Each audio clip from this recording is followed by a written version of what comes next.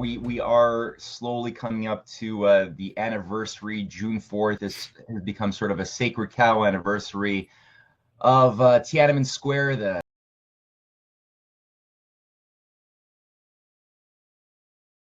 So right there, what you see is a quick screenshot of the events leading up to the June 4th, 1989 developments.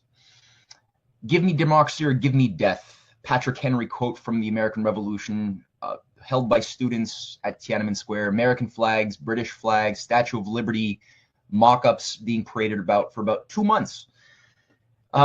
Interesting thing, interesting process that was going on. Obviously, it's very charming for American, especially American conservatives and people who tend to be a little bit more right-leaning, who obviously smell the ugliness of wokeism, of the gender fluid transhumanist agenda. People who naturally morally see the corruption in that tend to be very charmed nonetheless by these sorts of images.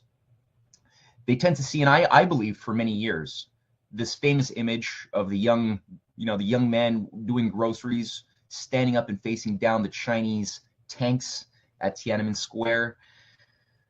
I believed, I don't know how many other people watching this believe this, but for years I had believed that he died. I know many people I've spoken to believe that he was run over by the tanks in his defense of freedom for the Chinese. One of the things I had also thought that thousands, maybe 10,000 or more people had died in Tiananmen Square. Up until somewhat recently, that's what I believed. And that I know is a big part of the sacred cow mythology that's been cooked up. We're going to, again, debunk some of that. Same here, man. I heard the whole 10,000 people died. The guy was run over, squished by the tank treads. The whole thing. It was insane.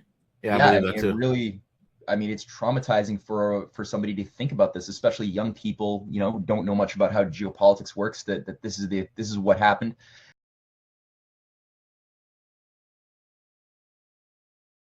The most famous one, the most important one, is what happened in Ukraine beginning in November of 2013 and culminating in the overthrow of the elected government of Yanukovych in February of 2014, overseen by Victoria Nuland, Joe Biden, the U.S. State Department operating through front groups like USAID, National Endowment for Democracy, that had promoted and invested in anti-government media platforms, activists, and as we discovered increasingly, very violent provocateurs who were deployed to throw Molotov cocktails, burn police who were not even allowed to carry guns with them as they were deployed to try to, disperse the protesters at the Maidan, burn them alive. And on top of it, we've increasingly, studies have been produced that have demonstrated that there were shooters positioned above certain government buildings overseeing, not even government buildings, but union-affiliated buildings overseeing the Maidan that were shooting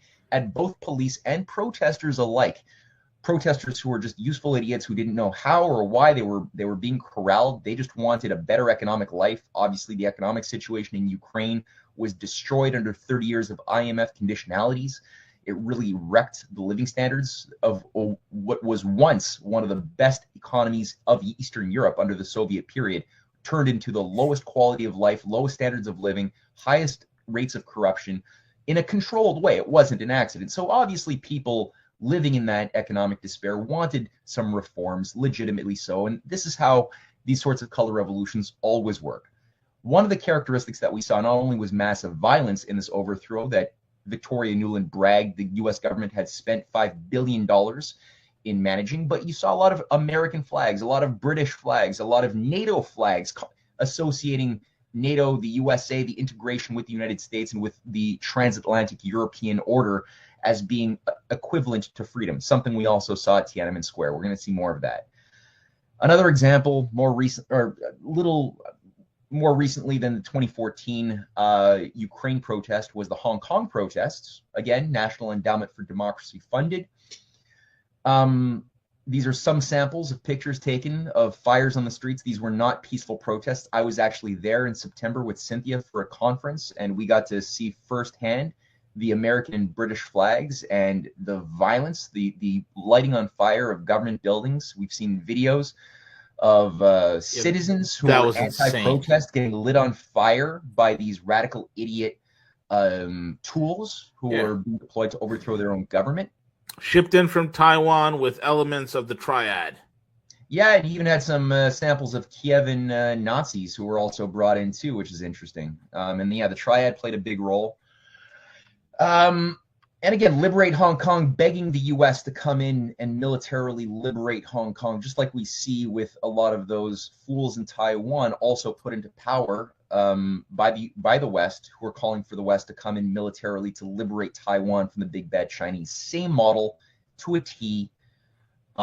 These are more samples of these masked kids. They obviously mostly don't want their faces shown, for obvious reasons, that they're participating in violent acts of disruption, and they know it. So, look at the British flags. Oh yeah, the British and the American flags are the dead ringer, and most Americans are like, because they're so in this informational iron curtain that the U.S. media has put on them, are thinking that they're like fighting against some communist regime. The whole extradition act is pretty interesting for Hong Kong itself.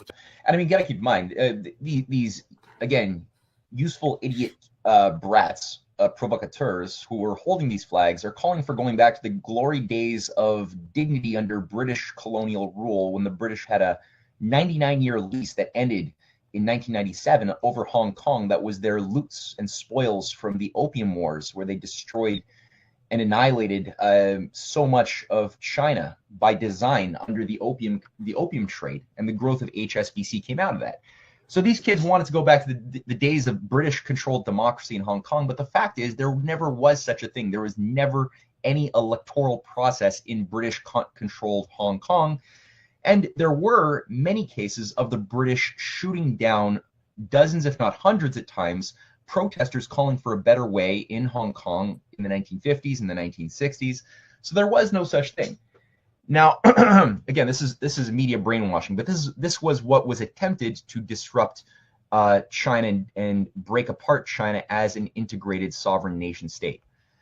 Let's jump now to, again, even more recently, 2023. Now in Georgia, just like in Ukraine in 2003, you had the National Endowment for Democracy, again overseen by Victoria Nuland, and many freaks affiliated with the CIA who first brokered the first color revolution called the Rose Revolution, that installed a Soros puppet named Saakashvili into the technocratic presidency of Georgia, overthrowing an elected government. And that was done then. Oh yes, the Rose Revolution. Yes, let's not forget the Rose Revolution.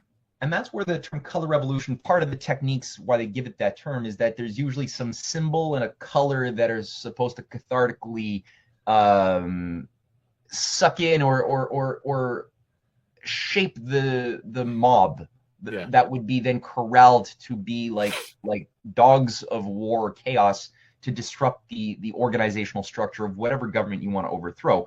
But that figure of a symbol, whether a rose, whether a color or a bit of both, or a fist, but usually a color, is something which is done as far as like a hypnotic brainwashing operation, sort of a spell that was the product of a lot of years of subtle investigations into mass herd behavior.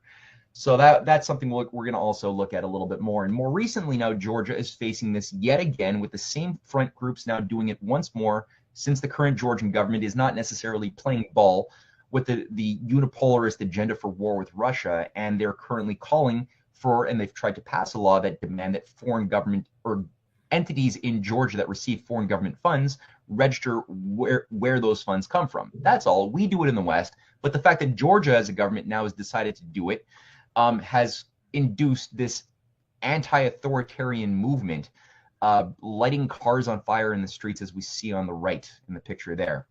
I mentioned quickly the Sunflower Movement, 2014. That was another National Endowment for Democracy funded operation using a Taiwanese front group. Brian Berletic has gone through this at great detail. I highly recommend. Brian does a hell of a job, man. An amazing job dismantling this thing. These students it wasn't as violent, but these Taiwanese students were still corralled. Basically, they stormed the Parliament building and forced what became the overthrow of the Kuomintang government that was pro-mainland China. They were finalizing an economic integration agreement with mainland China in 2014, just like the Ukrainian government of Yanukovych was finalizing an Eurasian Economic Union, integration policy economically at that same time. And that had to be overthrown and was overthrown with this pro-US democracy movement, which today is calling for total separation and doing big deals with US militarists that want to use Taiwan like they've used Ukraine. And I mean, I could have gone into examples of Belarus. The president of Belarus has recently stated he's very much aware of a current operation to do the same thing to Belarus, since Belarus is one of the only European countries currently that is very, very much in alliance with Russia and against the push for depopulation. Hungary as well.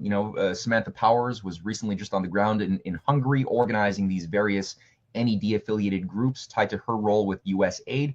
So that's another area of the world that's being targeted. Luckily, it had failed more recently in Turkey, where Erdogan had faced down these operations and has come out successful. That's good.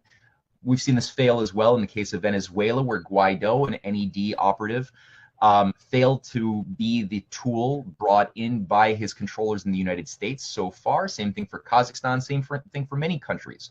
The Arab Spring was, by the way, a color revolution.